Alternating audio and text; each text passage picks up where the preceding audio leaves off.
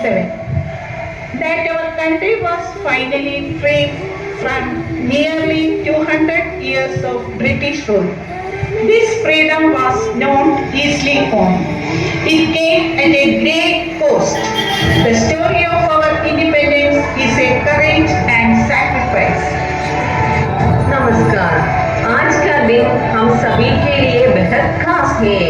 15 अगस्त 1947 को हमारा देश भारत आजाद हुआ था। हम इस दिन को उन वीर स्वतंत्रता सेनानियों के सम्मान में मनाते हैं जिन्होंने हमारी आजादी के लिए संघर्ष किया।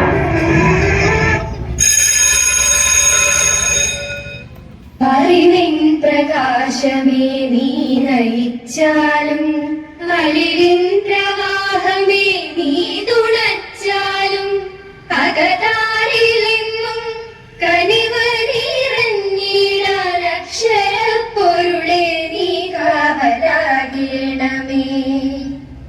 ശ്രീലക്ഷ്മി ഇപ്പൊ ഏത് പിരിടാ? അയ്യോ ഹോംവർക്ക് ചെയ്യടാ. ഞാൻ ചെയ്തില്ല.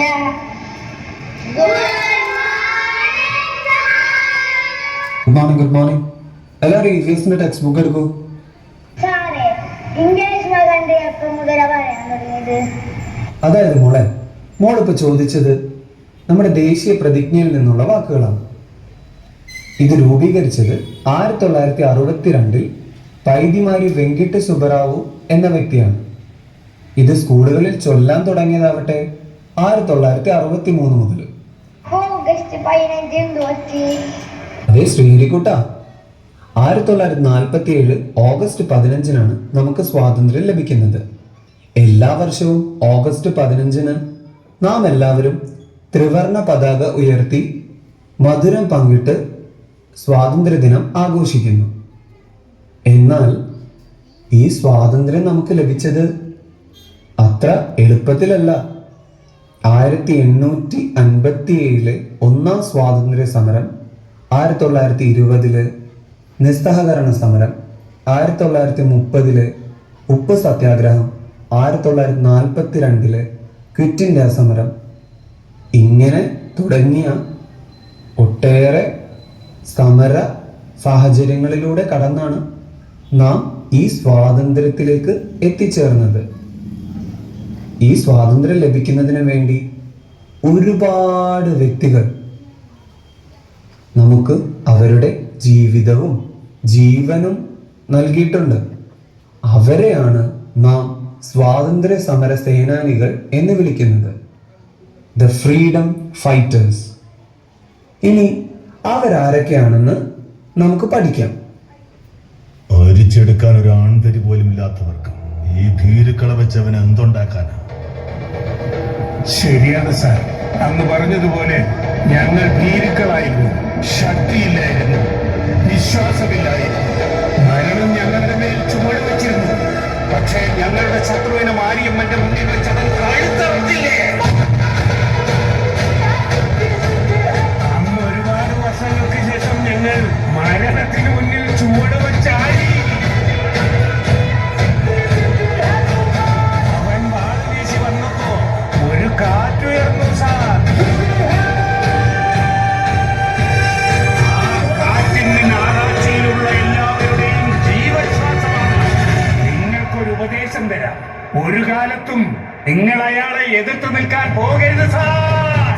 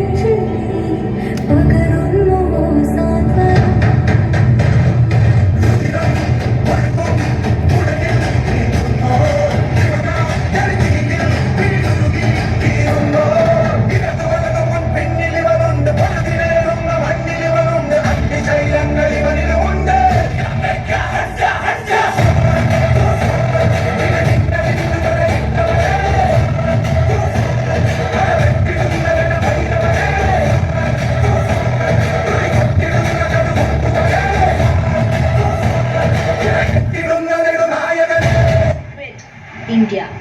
Quit India. Quit India.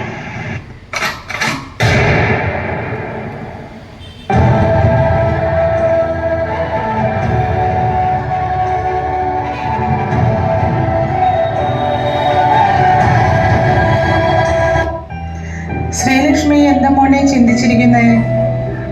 നമുക്ക് സ്വാതന്ത്ര്യം കിട്ടാൻ ഒരുപാട് പേര് കഷ്ടപ്പെട്ടല്ലേ?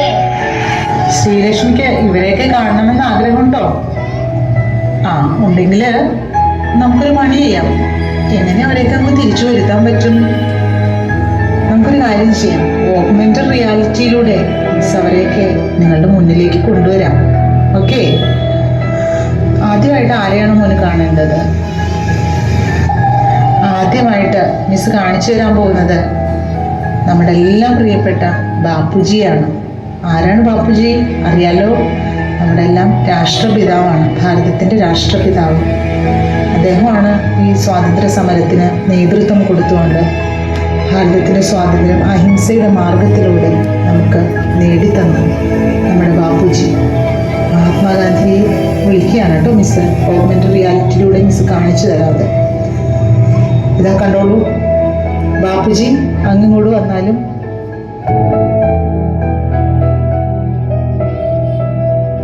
അടുത്ത നമ്മൾ ആരെയാ വിളിക്കുക? നമുക്ക് ആരെ കാണണം? അടുത്ത നമുക്ക് ചാച്ചാജിയെ കണ്ടാലോ? ചാച്ചാജി ആരാ? ജവഹർലാൽ നെഹ്റു അല്ലേ? ആ, ചാച്ചാ ജവഹർലാൽ നെഹ്റുവിന് കുട്ടികളെ വലിയ ഇഷ്ടമായിരുന്നു, നിങ്ങൾക്കറിയാലോ. അതേപോലെ തന്നെ കുട്ടികൾക്ക് തിരിച്ചും ചാച്ചാജിയോട് വലിയ ഇഷ്ടമാണ്. അവരാണ് ജവഹർലാൽ നെഹ്റുവിനെ ചാച്ചാജി എന്ന് വിളിച്ചത്. അദ്ദേഹം ഇതുപോലെ സ്വാതന്ത്ര്യ സമരത്തിന് വേണ്ടി ക്ഷീണം പ്രയത്നിച്ച ഒരു മഹാനായിട്ടുള്ള വ്യക്തിയായിരുന്നു.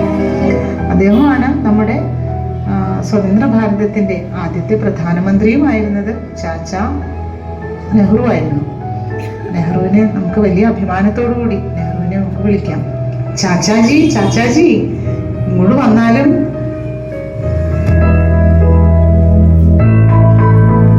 മക്കളെ, നിങ്ങൾ പഠിച്ചിട്ടുണ്ടല്ലോ, ഏറ്റവും ആദ്യമായിട്ട് സ്വാതന്ത്ര്യ സമരത്തിന്റെ തുടക്കത്തിൽ തന്നെ അത്രയധികം വീര്യത്തോടു കൂടി, അത്രയധികം പവറോടുകൂടി സ്വാതന്ത്ര്യ സമരത്തിലേക്ക് ഇറങ്ങി പുറപ്പെട്ട ആ മഹത് വ്യക്തി ആരാണ്?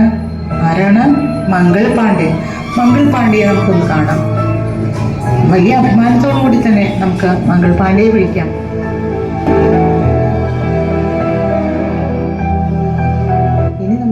സ്വാതന്ത്ര്യ സമര പോരാട്ടത്തിലെ ഏറ്റവും ധീരയായ ഒരു വനിതയെ വിളിക്കാം. ആരാണത്? ആരുമല്ല, ഝാൻസിയിലെ റാണി. ഝാൻസി റാണിയെ വിളിക്കാം.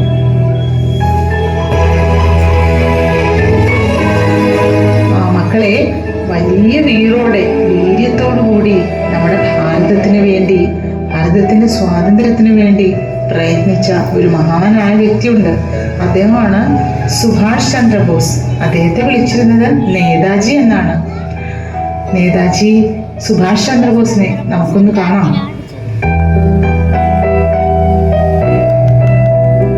ഇനി നമ്മൾ കാണാൻ പോകുന്നത് ഒരു ബ്രിട്ടീഷുകാരനെയാണ്.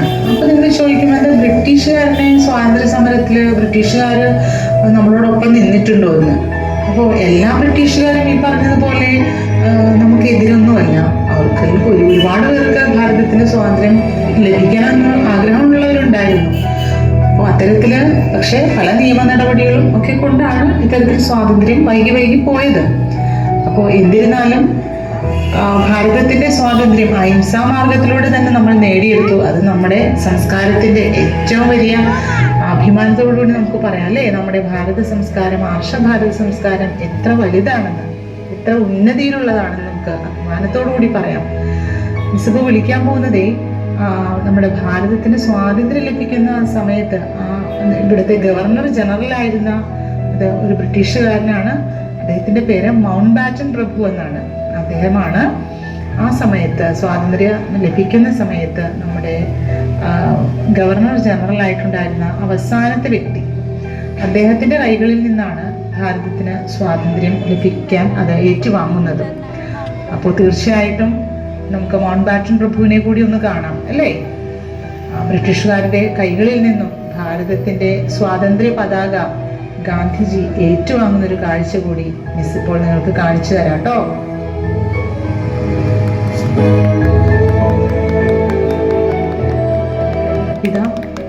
പാഠപുസ്തകത്തിൽ നിങ്ങൾ കണ്ട ചിത്രം ഇതാ നിങ്ങളുടെ മുന്നിൽ ഇപ്പോൾ ജീവനുള്ള ചിത്രമായിട്ട് വന്നു നിൽക്കുകയാണ്. സ്വാതന്ത്ര്യ സമര സേനാനികൾ നിങ്ങളുടെ മുന്നിൽ വന്നു നിൽക്കുകയാണ്. ഈ ജീവനുള്ള ചിത്രത്തെ നോക്കി നമുക്ക് അവരുടെ മുന്നിൽ നിന്നുകൊണ്ട് നമുക്ക് അഭിമാനത്തോടെയും സന്തോഷത്തോടു കൂടിയും നമുക്ക് അവർക്ക് വേണ്ടി ജൈവിളികൾ മുഴക്കാം. ഉറക്കെ പറയും മക്കളെ, വന്ദേ മാതരം. ഉറക്കെ പറയും മക്കളെ, വന്ദേ മാതരം.